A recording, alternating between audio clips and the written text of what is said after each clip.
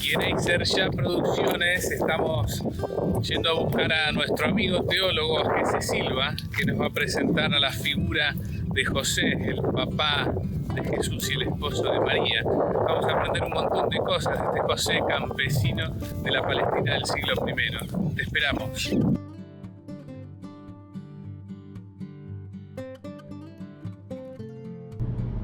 Muy bien, estamos en Teología de Paseo en Eiserya y esta vez viajando con Jesse Silva, un gran amigo de hace muchísimos años y también un grandísimo teólogo. Hola Jesse, ¿cómo estás? ¿Qué tal, Nano? ¿Cómo andás? Medio raro, ¿no? Porque estas producciones de Eiserya son con voz al volante. Pero sí, bueno, esta vez pequeño cambio. Quería estar más cómodo, poder estar más atento a vos en este caso que vamos a charlar. Y bueno, quería dar a conocer en nuestro canal. Jesse ya participó en nuestro canal y va a seguir participando, va a escribir. Y esta vez, Jesse, yo quería preguntarte algo muy específico y después vamos ingresando un poco a tu biografía teológica.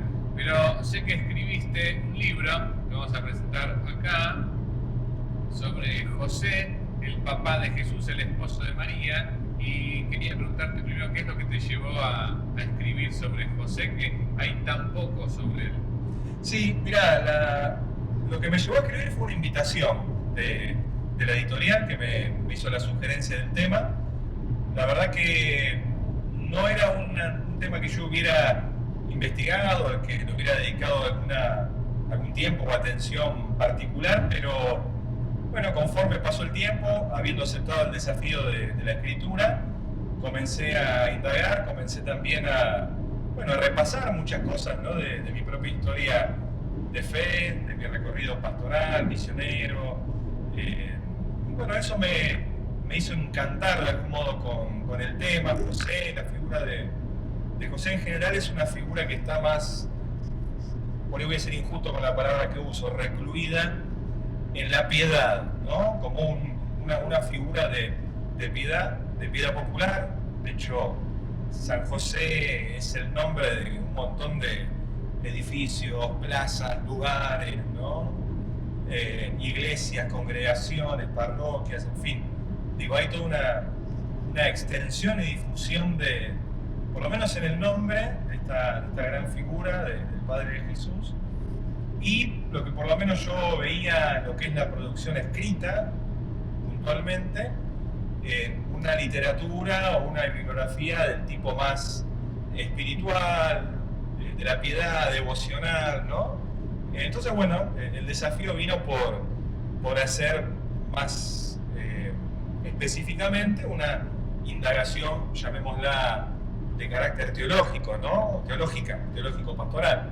Así que bueno, por allí es que me metí a indagar en la figura de San José, por supuesto a raíz de la convocación al año de San José que hizo el Papa Francisco el año pasado, allá por diciembre del 2020, con la publicación de este texto, Corazón de Padre, Patris Corde. Bueno, ahí Francisco, con ocasión de los 150 años de publicación de otro texto, con el que se ponía a la iglesia bajo el patronazgo de José, bueno, publica Patris Corde, y eso, bueno, imagino que también habrá suscitado la producción y la elaboración de literatura teológica o espiritual, ¿no? En muchos lugares, y bueno, y aquí vino mi libro también a aportar en este diálogo, ¿sí?, sobre la persona de José. Ajá. Ese, cuando caminábamos en el campo hace un ratito, vos me hablabas que esta figura de José durante mucho tiempo se utilizó de una manera, si se quiere, más como figura de emperador, figura de gobernador, figura de rey, poco parecida a lo que vos descubrís en los evangelios, ¿no? Sí, mira, llama la atención que cuando uno lee el texto ese que yo te decía del año 1870, que es un texto que se redacta cuando termina el Concilio Vaticano I, un concilio, bueno, con sus idas y vueltas, ¿no?, muy marcado por los avatares políticos que se cernían sobre sobre Roma, la unificación de Italia, en fin, digamos, toda una serie de acontecimientos externos que marcaron mucho ese concilio y que creo que en alguna medida también se trasuntan o se reflejan en el modo de presentar a la figura de José. Yo creo que la figura, lo que la Iglesia dice sobre José, o lo que en aquel entonces Pío IX, a través de la Congregación de Ritos, o en este caso Francisco, ¿no?, con Patris Corde, o como lo hizo Juan Pablo II con Redemptoris Custos hace varios años más. Uno puede leer esos textos sobre José bajo esta perspectiva, diciendo lo que allí se dice sobre José se está diciendo sobre la Iglesia en realidad, ¿no? Entonces, este José del año 1870, el post-Vaticano I, en medio de una serie de conflictos políticos, bélicos, en fin, con una Iglesia muy cerrada sobre sí misma, una Iglesia que a menudo la denominamos, ¿no?, una Iglesia de cristiandad, medio peleada con el mundo, con aires muy triunfalistas y con la necesidad de defenderse, echó mano o revistió, mejor dicho, a José con los hábitos del emperador, ¿no?, del poder, del gobernador. Entonces, esa imagen yo creo que perduró en el tiempo, es una imagen que nos habla no tanto de José, sino más bien de la Iglesia, para mí,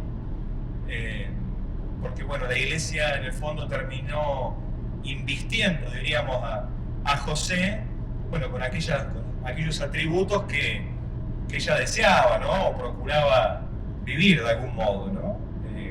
Esto que te decía antes, una Iglesia más beligerante, más piramidal, con una concepción del poder de arriba hacia abajo, de modo vaticanista, en fin, todo esto que gracias a Dios conocemos que se transformó a partir del Vaticano II, ¿no es cierto? Pero la figura de José aparece con toda esta adherencia, digamos, allá hace 150 años. Y para mí Francisco logra, o por lo menos lo hace explícito, volver a José, volver a la frescura del José de los Evangelios, volver a lo que los textos nos dicen y saboreando el modo en que presentan a José, claramente el palio, la tiara, ¿no?, y las ropas de emperador. Cuesta imaginarse a José, el Padre de Jesús, de esa manera. Y siguiendo con esto de la imaginación, creo que el texto de Francisco, Patris Corde, con corazón de padre, un título que ya dice mucho, ¿no es cierto? Vuelve a situar a José en una perspectiva más humana, más histórica, ¿no?, más fiel a aquello que las primeras comunidades cristianas, en los textos que la Iglesia ha recogido, quisieron transmitirnos, ¿no?, sobre la historia de José, o el José histórico, por llamarlo de algún modo, y también su significado para la fe, su significado teológico. Ese, de tu libro, en un momento me habías dicho que hay corregime, ¿no?, 4 rasgos fundamentales que te gusta mostrar y que investigaste y que escribiste sobre eso. Sí, mira, una de las cosas, hermano, que yo traté de ser fiel como a dos cosas al escribir el libro. Por un lado, fiel a la tradición, y sobre todo la tradición que nos llega, valga la redundancia, en las tradiciones de Jesús, ¿no?, que es lo que recogen los textos del Nuevo Testamento. Entonces, por un lado, fiel a esa tradición histórica y de fe. Y por otro lado también está otra fidelidad a aquello de lo que había sido testigo, que había vivido en la piedad popular, en la religiosidad popular, el modo en cómo el pueblo creyente reconoce, identifica y valora, creo yo, de la figura de José. Entonces, esas dos cosas, y no sé si llamarlo descubrimiento, ¿no?, pero por lo menos percibir esta profunda sintonía entre ambas cosas, la tradición evangélica y la piedad popular, Y encontré, creo yo, esto que decías vos, estos 4 rasgos, ¿no? Donde yo veo que el pueblo reconoce y valora a José, y también 4 rasgos que la tradición evangélica nos transmite sobre José. 4 rasgos que lo identifican, ¿no? José. Entonces, el primero, no lo digo por orden de importancia, ¿no? Sino por cómo me van llegando a la memoria. El primero es, José es el papá de Jesús, ¿no? José es el padre de Jesús. Mucho, digamos, se ha especulado por ahí en la piedad cristiana, en la espiritualidad, incluso en la teología, ¿no? Con algunos teólogos que quizás han ido un poquito más allá, pero José es el papá de Jesús, ¿no? Eso creo que es algo que comparten la piedad, el reconocimiento de José en la piedad popular y también de la tradición evangélica.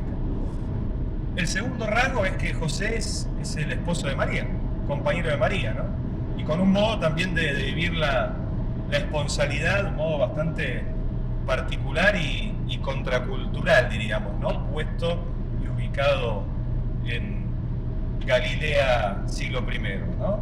Entonces, el papá de Jesús, el esposo, compañero de María, y los otros 2 rasgos que creo que también donde coincide la tradición evangélica y la piedad popular son, bueno, José es un hombre creyente, un creyente, diríamos, ejemplar incluso, ¿no? Eminente, por usar por ahí una denominación más clásica, esto que dice el Evangelio de Mateo, un hombre justo, con todo lo que significa en la tradición bíblica la denominación de hombre justo. Y el último rasgo, el cuarto rasgo, esta condición de José como trabajador, ¿no? Como solidario de su pueblo y sobre todo del pueblo que en aquel entonces, tanto ayer diríamos, en realidad como hoy, bueno, tiene que trabajar para vivir, no trabajar para vivir. Y de hecho, bueno, también en muchas, si bien la solemnidad de San José es el 19 de marzo, bueno, también muchas comunidades cristianas el día 1 de mayo, ¿no? Que coincide con el día, claro, ¿no? También ahí hacen memoria de la figura de José, ¿no? También a raíz de este dato bíblico, del reconocimiento de Jesús como el carpintero, ¿sí? Como dice Marcos en el capítulo 6, ¿acaso no es este el carpintero? Refiriéndose a Jesús. Y luego retomado tanto por Lucas como por Mateo, Lucas en el capítulo 4, Mateo capítulo 13, el hijo de José o el hijo del carpintero, ¿no? Así que sí, yo creo que esos 4 rasgos son aquellos rasgos desde los cuales hay que hacer una teología, una reflexión teológica de la figura de José, ¿no? Un poco haciendo patas, digamos, haciendo pie, mejor dicho, en la fe del pueblo de Dios, y por otro lado, que por supuesto hay coincidencia en lo que la tradición evangélica también nos comunica, nos transmite sobre la persona de José y su significado histórico y teológico. Ajá. Viste que en un momento con Nati hicimos un video sobre el modelo mariano de iglesia. Habiendo escrito vos un libro sobre José, ¿qué pistas podrías dar de cómo sería un modelo de iglesia, un modelo eclesial en la figura de José, de ese judío carpintero trabajador? Hay mucho quizás, Nano, que te podría decir, pero me voy a quedar con una sola cosa, que es la escena del Evangelio de Mateo. Viste que el Evangelio de Mateo, capítulo 1 y 2, hay básicamente 4 escenas, ¿no? Donde Mateo desarrolla lo que se denomina su Evangelio de la infancia, que es como una versión resumida de Mateo 3:28, de todo lo que sigue después, ¿no? Ahí en Mateo 1 y 2 también se concentra mucho de lo que después presenta Mateo, pero en la tercera escena, que es la visita de los famosos, de los magos de Oriente, ¿no? Que venían siguiendo la estrella de Belén. En la tercera escena, por un lado, aparece, a mí por lo menos me resulta del todo evidente que el lugar de nacimiento de Jesús es la casa de José, ¿no? La casa de José. Y ese dato evangélico y su significado también tiene una profunda connotación, creo yo, comunitaria, o llamémosla eclesial, ¿no? para la vida de la iglesia, ¿no? Entonces podría decir, una iglesia josefina, por decirlo de algún modo, ¿no? O imagen de San José, una iglesia que es casa de José, es una iglesia donde está llamada, a que Jesús siempre acontezca y nazca ahí, ¿no? Es la iglesia donde permanentemente nace Jesús de Nazaret, ¿no? Si en la iglesia, no habita Jesús, habitan otras cosas, bueno, podemos ser una organización, o lo que fuere, lo cual también tiene sus cosas positivas, pero no somos iglesia de José.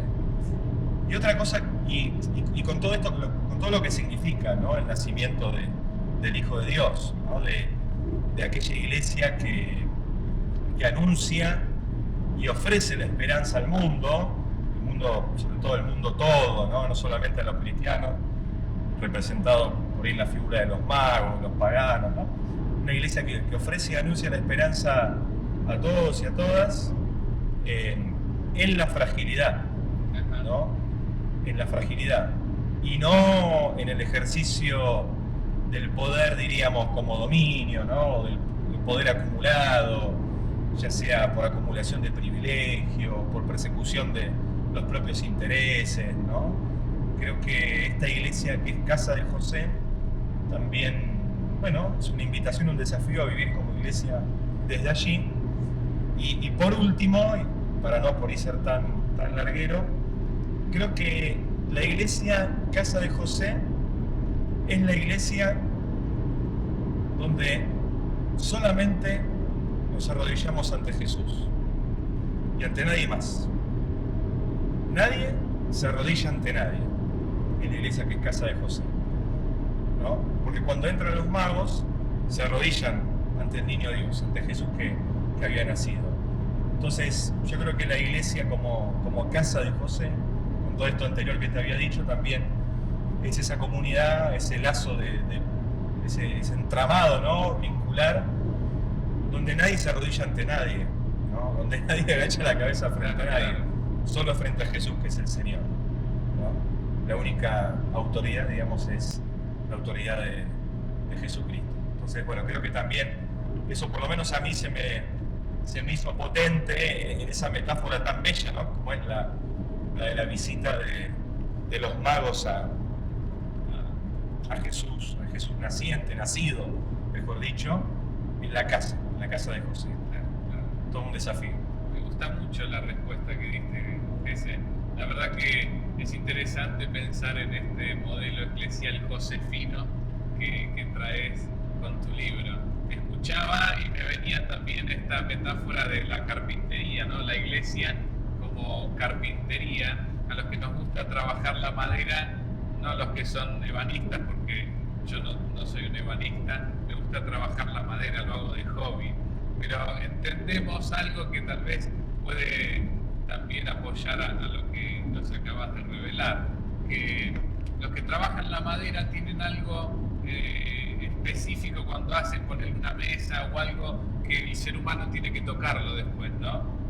O sea, no solo el carpintero va a manufacturar la madera, sino que después esa madera va a ser tocada todo el tiempo por un ser humano. Por ejemplo, la mesa, por ejemplo, un banco, una silla. Nosotros justamente venimos de un campo de poner una mesa con nuestras manos.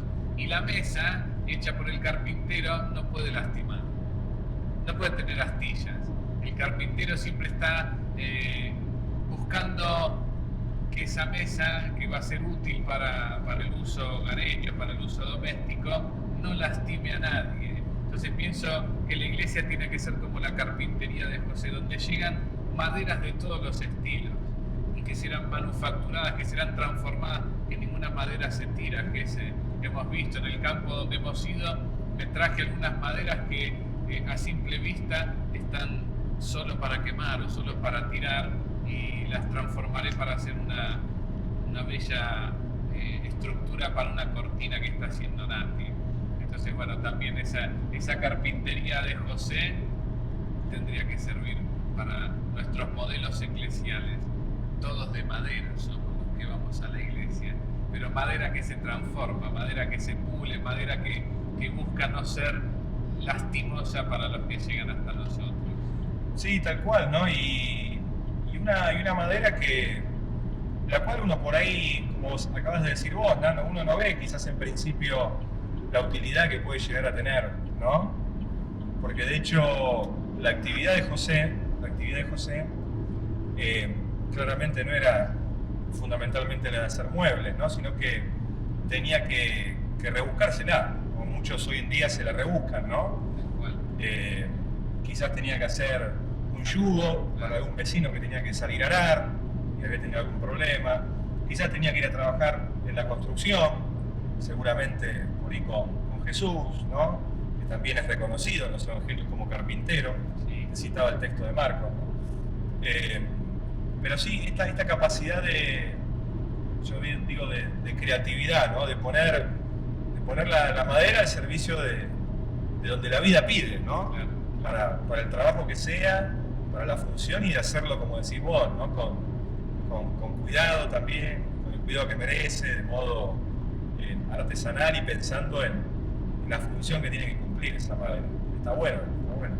Me hiciste pensar, y está bueno que lo digamos ahora, que la palabra tectón que aparece en el Evangelio y que en el castellano traducimos como carpintero, no es necesariamente, como recién decíamos, un ebanista que hace piezas de museo, sino que es un trabajador de la construcción, podría ser mismo un picapedrero tectón también, o un albañil.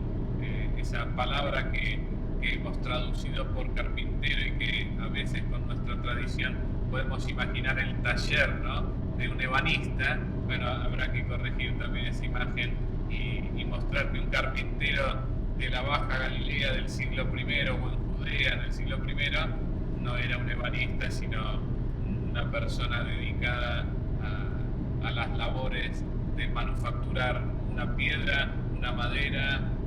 Bueno, es un albañil podría ser. Tal cual, sí, un trabajador, ¿no?, que trabaja con sus manos, quizás con una habilidad especial, sobre todo para...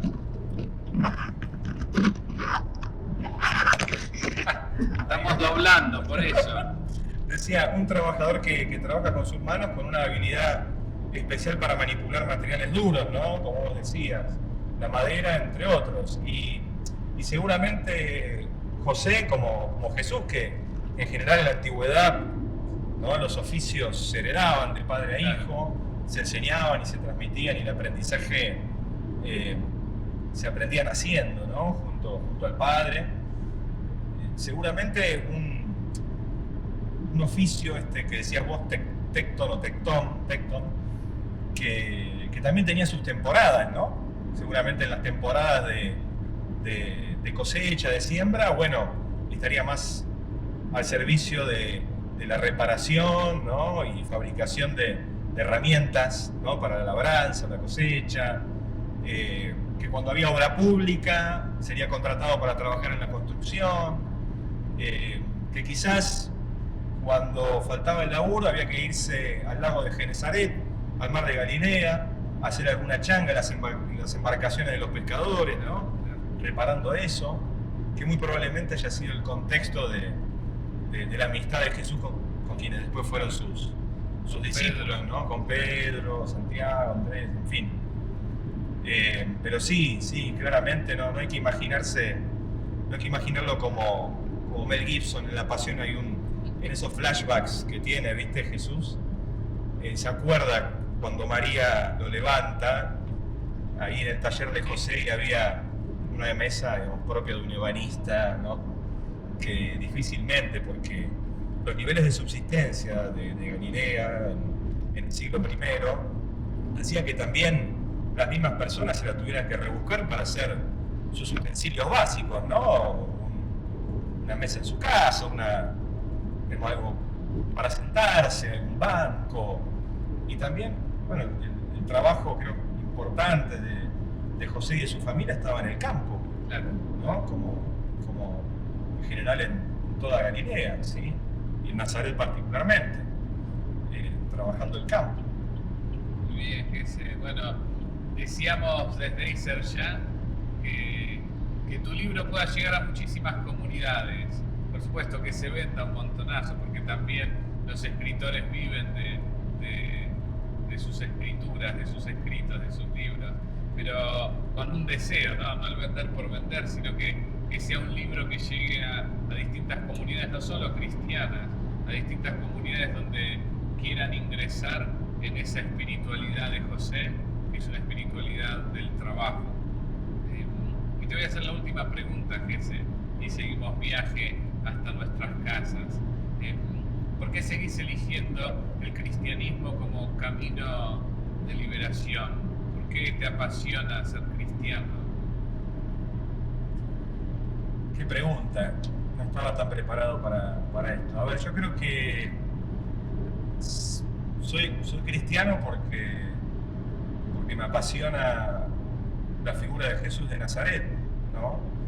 La respuesta por ahí evidente y recontratrillada es decir, bueno, soy cristiano por Cristo, soy cristiano por Jesús, y bueno, creo que realmente allí en la persona de Jesús y en el espíritu, ¿no? De Jesús que también envía y derrama sobre cada creyente y la comunidad cristiana, hay un impulso para vivir, hay un impulso para transformarse uno personalmente, para emprender un camino de transformación, insisto, ¿no? Inspirado, impulsado por el espíritu de ese Jesús transformador, anunciador del reino, abierto, sanador, ¿no?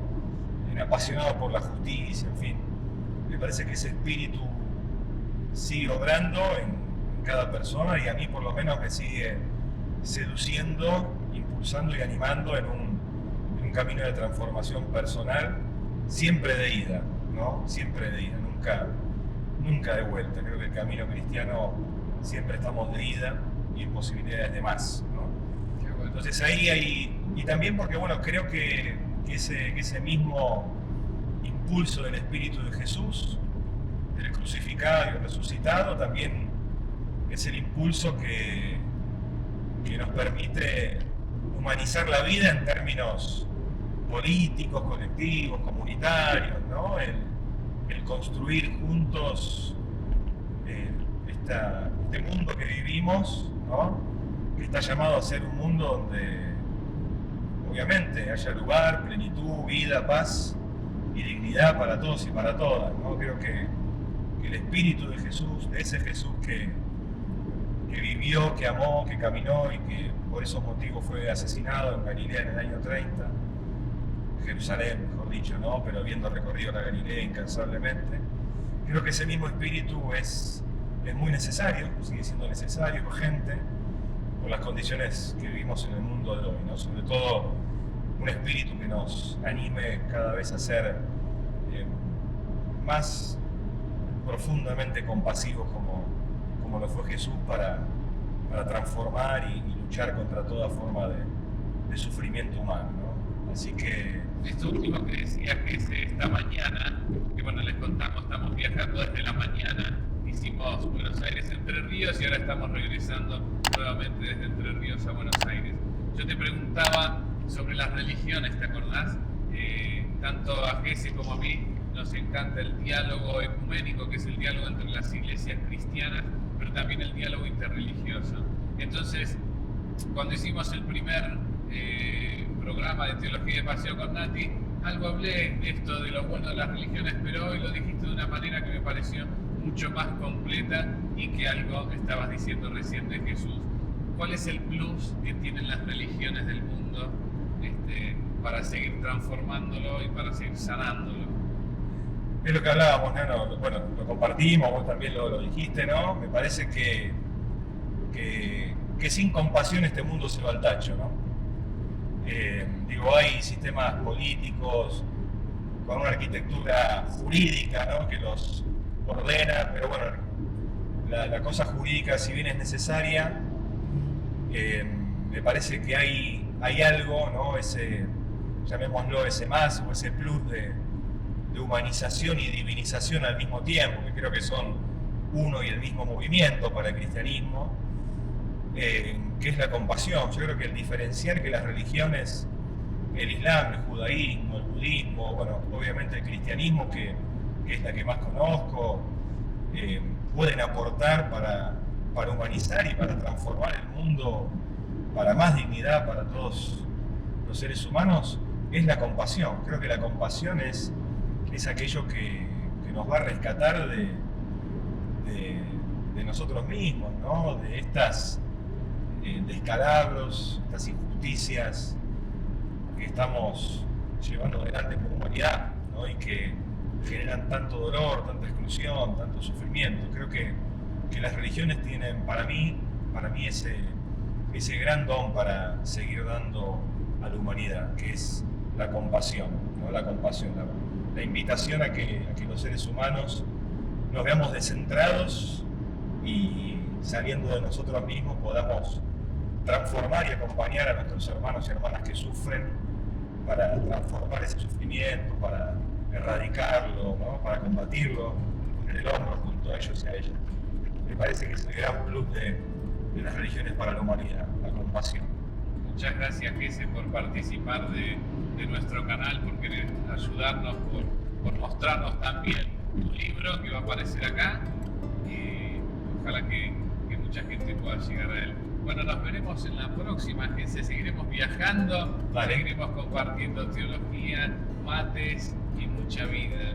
Bueno, esto es Eiser Ya Producciones. Gracias por suscribirte a nuestro canal.